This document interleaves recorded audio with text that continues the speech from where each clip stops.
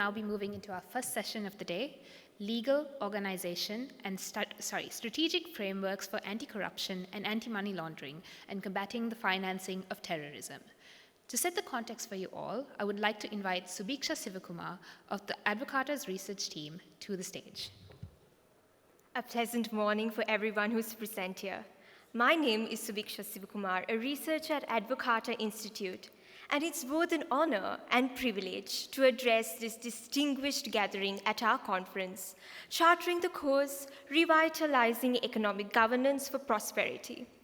I would be setting the context for our first session, Legal Organization and Strategic Frameworks for Anti-Corruption, Anti-Money Laundering, and Combating Financing of Terrorism. We stand at a critical juncture in Sri Lanka's history, a moment fraught with challenges, yet rich with opportunities for transformation. Today, we are here to delve into the profound findings of the International Monetary Fund's diagnostic report on Sri Lanka. This report does more than highlight our shortcomings.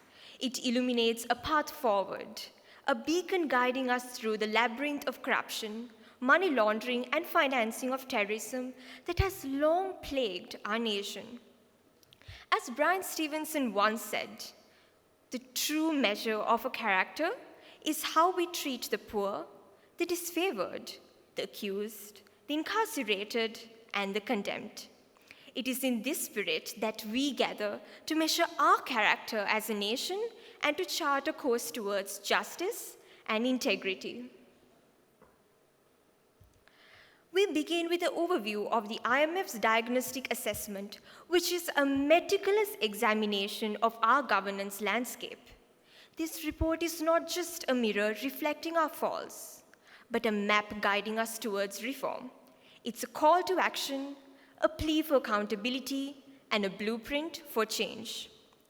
The IMF's governance diagnostic assessment is designed to evaluate the severity of corruption risks and identify governance weaknesses associated with corruption vulnerabilities. The goal is to propose a concrete reform measure to advance governance, integrity, and the rule of law to a strong, supporting, stable, and inclusive economic development. For decades, corruption has gnawed at the very foundation of our governance, undermining trust and stalling development. The IMF report traces the root of this endemic issue from the early legislative attempts at transparency to the systemic entrenchment of corruption practices. Here are some of the events that have impacted corruption in Sri Lanka that have specifically been flagged in this report.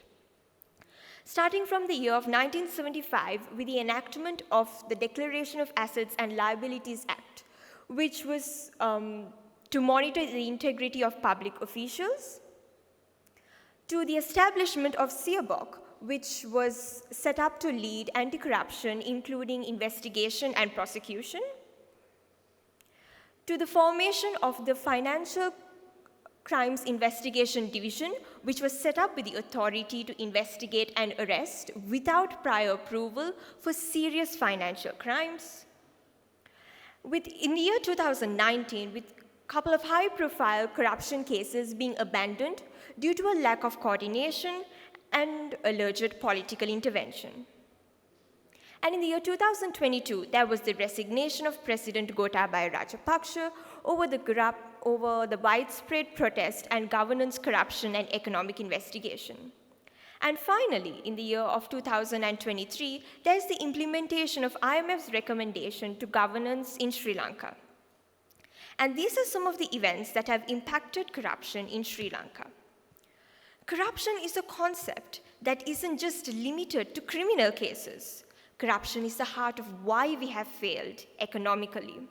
For instance, judiciary is the heart of rule of law. Judicial and civil servants need to be looked after, and when they are not, it allows financial corruption to take place. This year itself, CIABOC has cases of the arrest of CID officers, judges, and police officers in accepting bribes. And there are many professionals who don't pay taxes, which is also a form of corruption. And each time you hire an accountant to avoid paying tax, you are contributing to the cycle of corruption.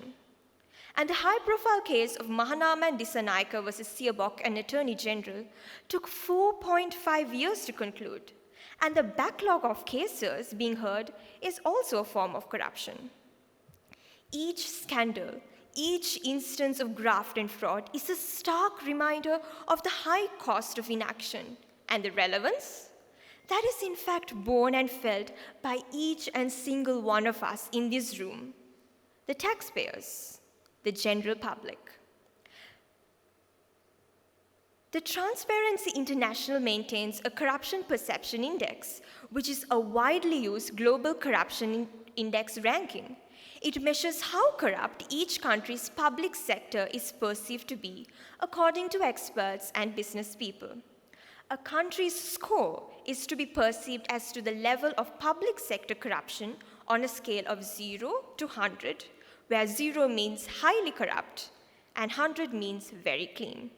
A country's rank is its position relative to the other countries in the index. And here we have two countries on either side of the spectrum, with Sri Lanka with a score as low as 34 against Singapore with a high score of 83. This graph shows the two countries' score from 2012 to 2023, an astonishing score difference. Corruption undermines the very fabric of governance, eroding trust that citizens placed in public institutions. When corruption becomes endemic, it creates a pervasive sense of injustice, where decisions are seen as biased and motivated by self-interest rather than public good. This erosion of trust discourages civic engagement and compliance with laws as citizens become distinguished with a system they perceive as fundamentally unfair. The IMF report highlights how past corruption scandals have significantly damaged this public trust in Sri Lanka, stalling development process and compromising the integrity of our institutions. Restoring this trust is imperative as the cornerstone of effective governance and sustainable development. Only through a transparent, accountable, and a robust anti-corruption framework can we hope to rebuild the confidence of our citizens to create a governance framework that truly serves the people. And despite the numerous efforts to fortify our legal and organization frameworks, gaps remain. The current legal system is often fragmented, and the lack of cohesive power needed to tackle corruption effectively. The Commission to Investigate Allegations of Bribery or Corruption, hereafter referred to as the Seobock, established with high hopes, frequently finds its effort hampered by inadequate resources, limited legal authority, and persistent political interference. The IMF report critically examines these deficiencies, highlighting the urgent need to enhance Seobock's operational independence, empower it with the necessary legal authority to pursue high-profile corruption cases without fear or favor. Addressing these gaps is crucial to strengthening our anti-corruption framework, ensuring that justice is both served and seen to be served. The flow of illicit funds through our financial system is a complex and insidious process, often involving multiple layers of transactions that obscure the origins of these illegal assets. From the initial placement of funds into the financial system through intricate layering processes that disguise their illicit nature, to their final integration into a legitimate economy, each stage presents unique challenges. The IMF report identifies critical intervention points at each stage where effective anti-money laundering and combating financial terrorism measures can be implemented. These include enhanced due diligence on deposits, stringent customer identification procedures, and robust cross-border cooperation to track and intercept suspicious transactions. Strengthening these intervention points is essential to dismantle the financial networks that enable corruption and criminal activity.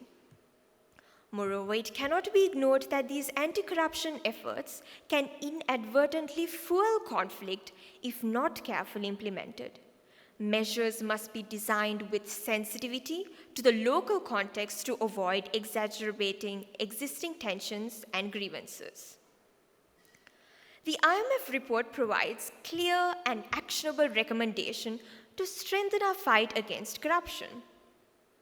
Legally, it calls for the enactment of the Proceeds of Crime legislation by April 2024, aligning with international standards to enhance asset recovery and confiscation.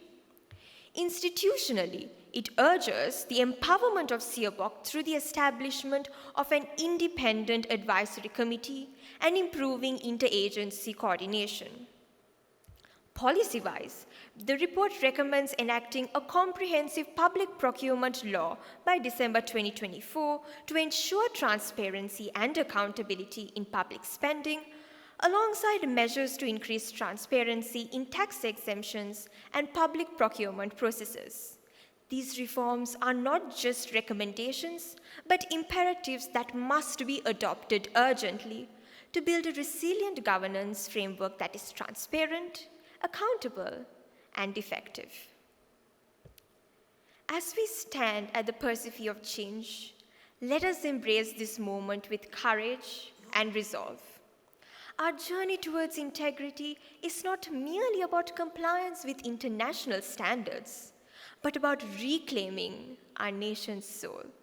We must rise, not just to challenge corruption, but to conquer it.